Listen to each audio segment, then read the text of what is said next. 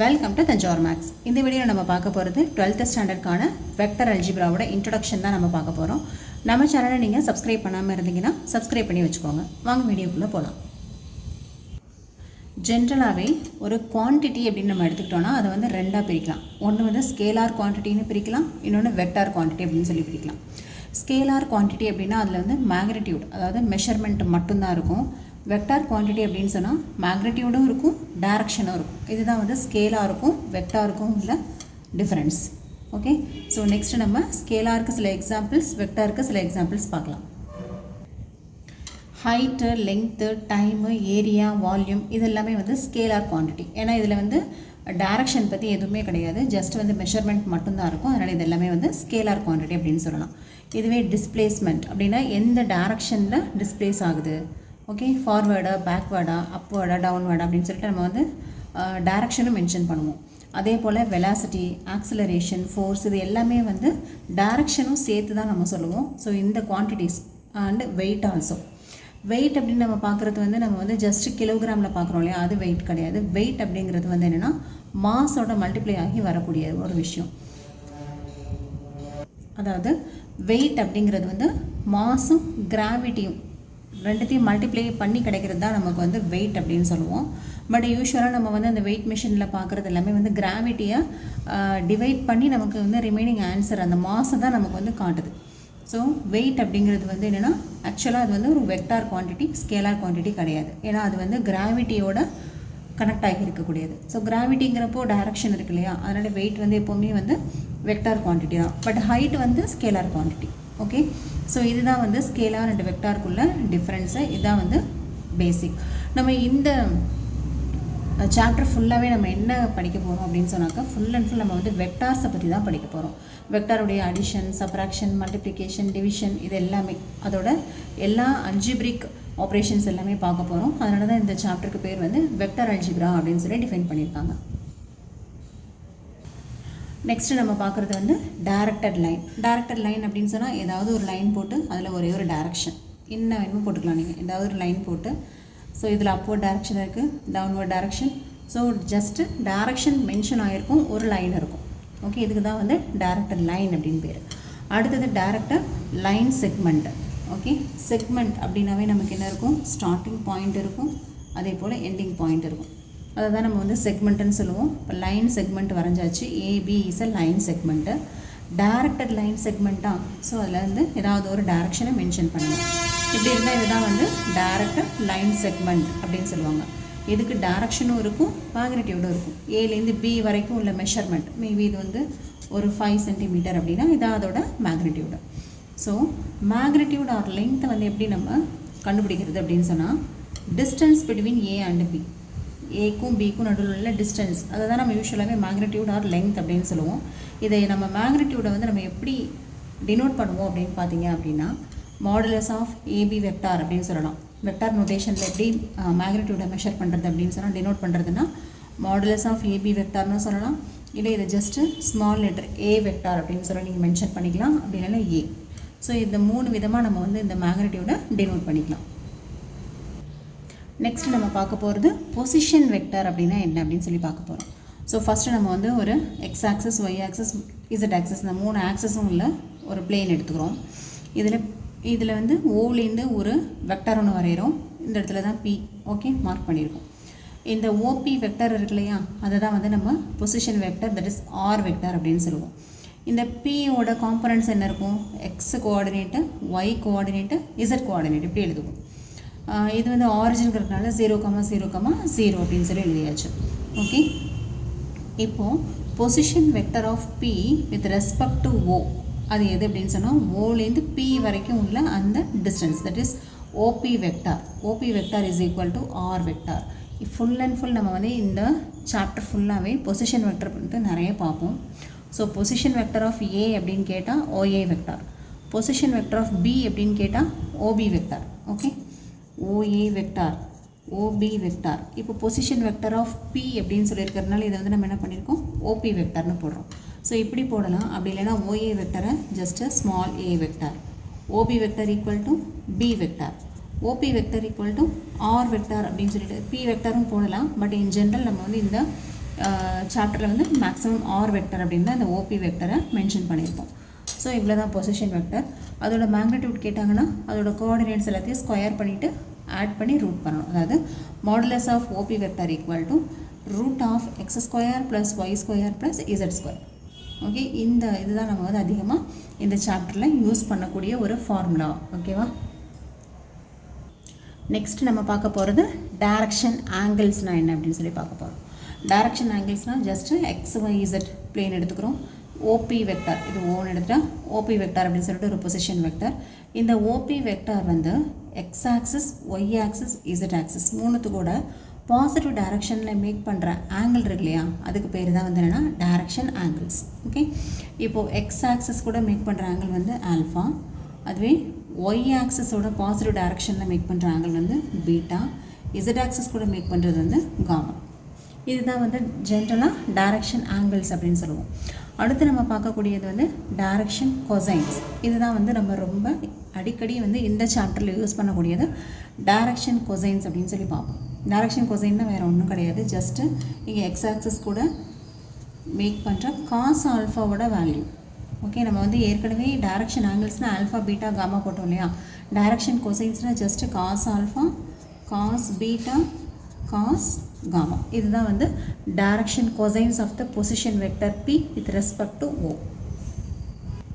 இந்த cos alpha cos beta cos காமாலாம் கண்டுபிடிக்கிறதுக்கு நமக்கு ஒரு ஃபார்முலா நம்ம யூஸ் பண்ணுவோம். அதையும் நீங்கள் வந்து மகப் பண்ணிக்கோங்க.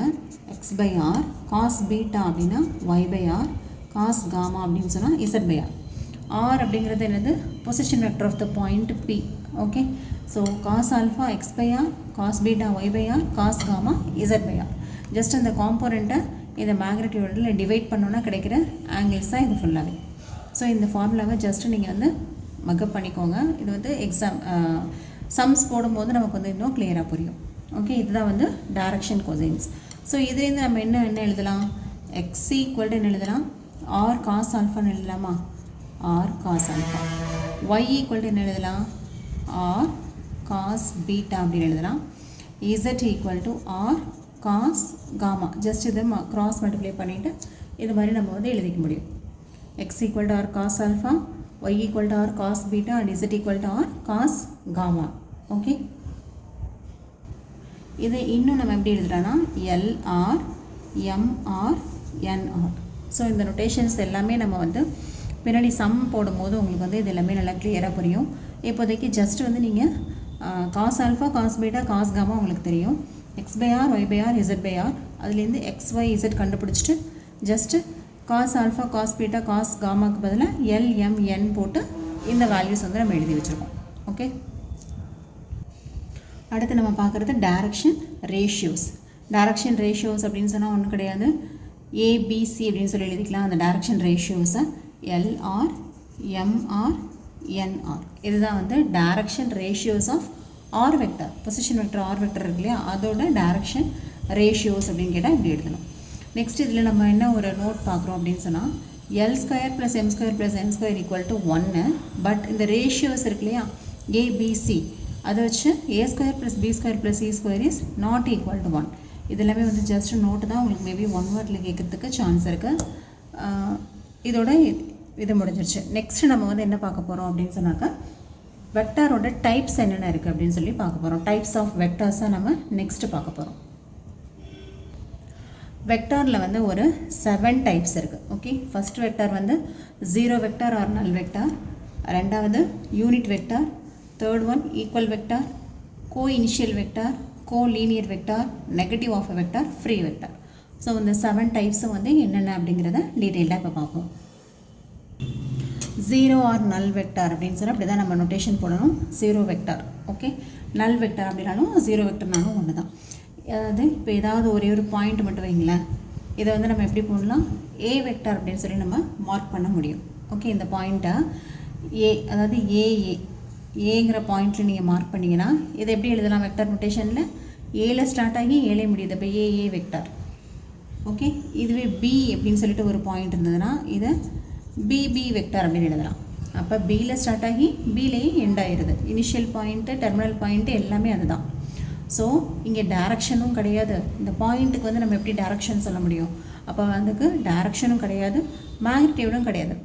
ஸோ இதுதான் வந்து ஜீரோ வெக்டர் ஆர் நல் வெக்டர். இதை இப்படி தான் நம்ம வந்து ஜீரோ போட்டு மேலே வெக்டர் நோட்டேஷன் போட்டிங்கன்னா அதுதான் வந்து ஜீரோ வெக்டர் அப்படின்னு சொல்லுவோம்.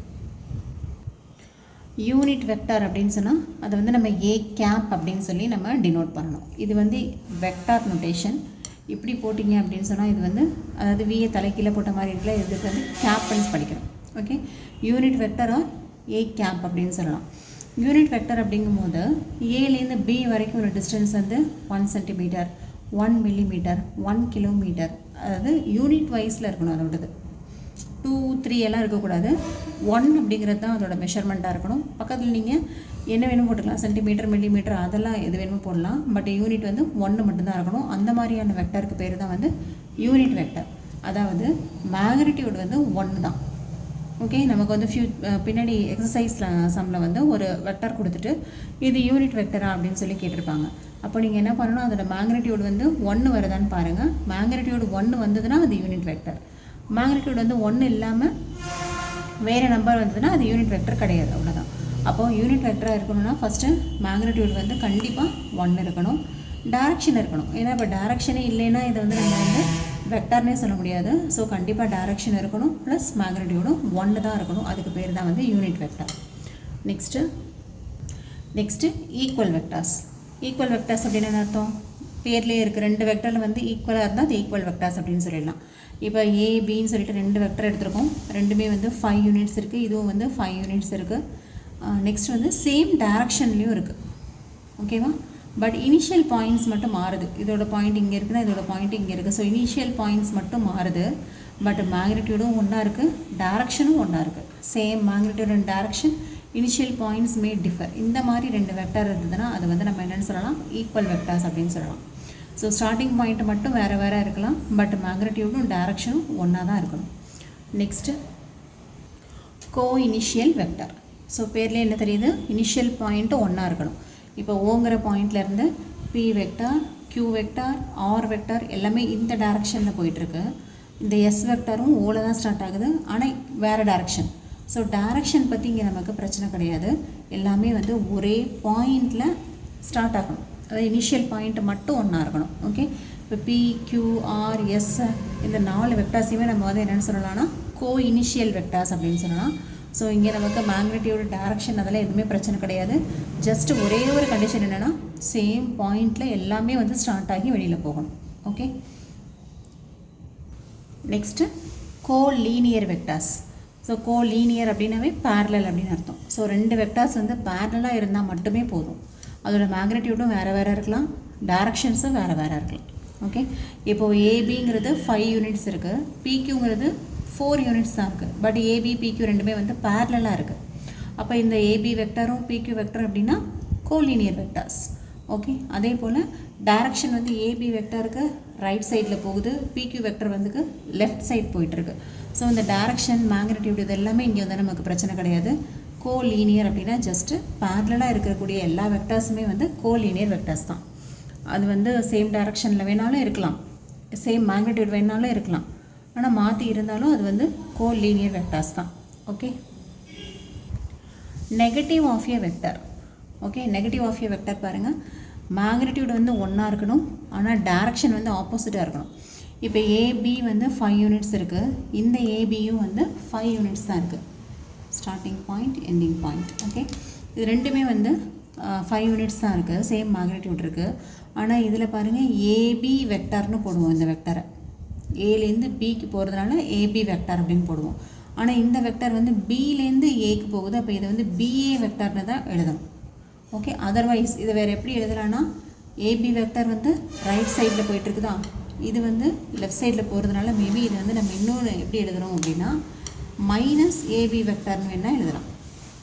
ஓகே, இதான் வந்து negative of a vector. A b வெக்டருக்கு ரைட் சைட் டைரக்ஷன், இது லெஃப்ட் சைட் டைரக்ஷன் இருக்கிறதுனால இது வந்து மைனஸ் ஏபி அப்படின்னு எழுதலாம். அதர்வைஸ் பிஏ வெக்டர் அப்படின்னு சொல்லி எழுதலாம். ஓகே, இதான் வந்து negative of a vector. Free vector அப்படின்னு சொன்னாக்கா பேரலாக இருக்கணும், பட் மேக்னிடியூட், டைரக்ஷன் எல்லாமே சேமாக இருக்கணும். ஓகேவா, இப்போ இது மேக்னிடியூடும் ஒன்றா இருக்குது, எல்லாத்துக்குமே எல்லாமே வந்து சேம் மேக்னிடியூட் தான், சேம் டைரக்ஷன் தான். பாருங்கள் ஒரே டைரக்ஷனில் தான் போயிட்டுருக்கு, பேரலாகவும் இருக்குது. இதுக்கு பேர் தான் வந்து ஃப்ரீ வெக்டார்ஸ் அப்படின்னு சொல்லிட்டு பேர். ஸோ இதோட types of vectors and introduction of vectors வந்து கம்ப்ளீட் ஆகுது. நம்மளோட நெக்ஸ்ட் வீடியோவில் எக்ஸசைஸ் ஃபஸ்ட் எக்ஸசைஸ் வந்து நம்ம பார்க்கலாம். நம்ம சேனல் உங்களுக்கு பிடிச்சிருந்ததுன்னா லைக் பண்ணுங்கள், ஷேர் பண்ணுங்கள். தேங்க்யூ ஃபார் வாட்சிங்.